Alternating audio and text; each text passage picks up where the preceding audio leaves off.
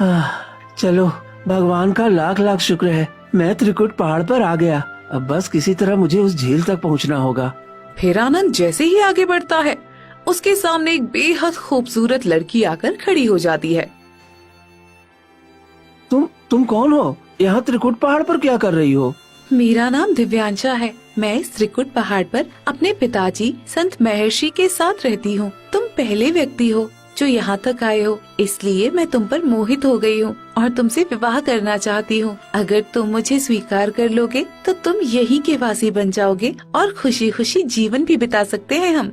नहीं, मैं यहाँ झील को अपने गांव तक ले जाने के लिए आया हूँ। मेरे गांव वाले प्यास से तड़प रहे हैं और मुझे किसी भी कीमत पर उन्हें प्यास से आजाद कराना है। देखो, तुम मुझे ठुकरा रहे हो। मैं इतनी खूबसूरत हूँ, तुम्हें यहाँ कोई और नहीं मिलेगी। आज तक मेरे लिए कितने लड़कों की लाइन लग रही थी, लेकिन मैंने किसी को भी नहीं अपनाया। आज तुम पहले व्यक्ति हो जिसे मैं दिल से अपनाना चाहती हूँ। मुझे माफ कर दो, मैं तुम्हारी सुंदरता को नहीं ठुकरा रहा, लेकिन इससे ज्यादा जरूरी मेरे गांव वालों की प्यास है। मैं किसी मोह माया में नहीं पड़ सकता, मुझे आगे जाना होगा। आनंद आगे बढ़ जाता है और दिव्यांशा उसे देखते हुए रहस्यमयी तरीके से मुस्कुराने लगती है। मैं जानती थी कि तुम यही करोगे। तुम बिल्कुल उपयुक्त हो इस झील का पानी ले जाने के लिए। फिर दिव्यांशा हंसते हुए रहस्यमयी तरीके से वहाँ से गायब हो जाती है। थोड़ी ही दूर जाने के बाद अब आनंद एक बहुत बड़े झील के पास पहुँच जाता है, जहाँ पानी इतना चंचल होता है कि उसे देखते ही आनंद मोहित हो जाता है। अरे, ये झील तो सचमुच यहाँ है। अब मैं क्या करूँ? इसे गांव तक कैसे ले जाऊँ? मुझे बहुत प्यास भी लगी है। क्या करूँ? पानी पीकर साथ ले जाऊँ? मुझे कुछ समझ में नहीं आ रहा। तभी दिव्यांशा झील के बीचों बीच से बाहर आ जाती है। ये क्या?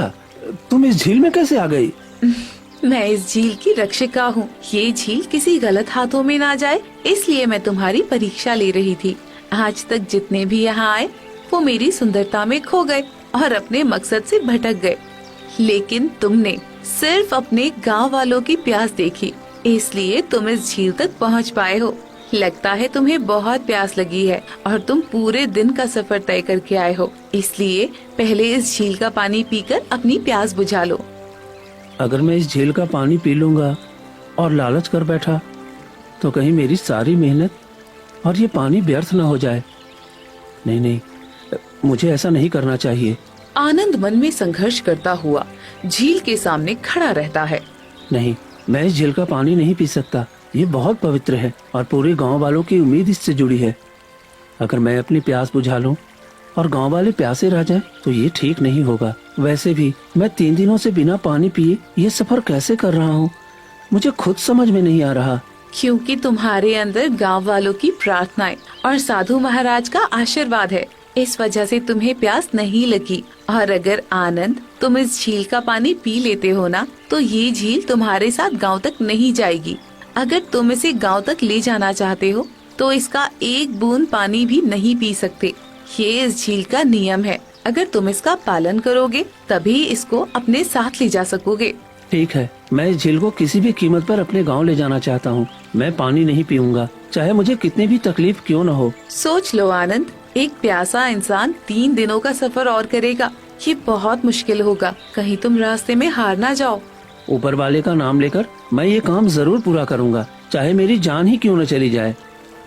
तभी अचानक एक तेज रोशनी फैलती है और पूरी झील का पानी धीरे धीरे एक कमंडल में समा जाता है।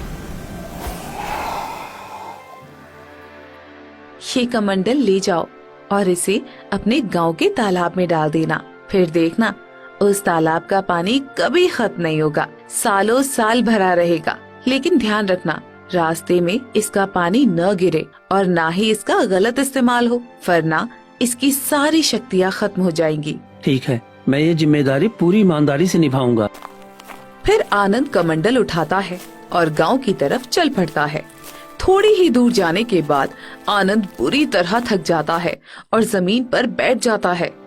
हे भगवान, हम मुझसे चला भी नहीं जा रहा और प्यास भी बहुत जोरों की लग रही है, पर मैं इस कमंडल का पानी पी नहीं सकता। मैं क्या करूं? मुझे कुछ समझ में नहीं आ रहा। आनंद खुद को संभालता है और फिर से उठकर आगे बढ़ जाता है।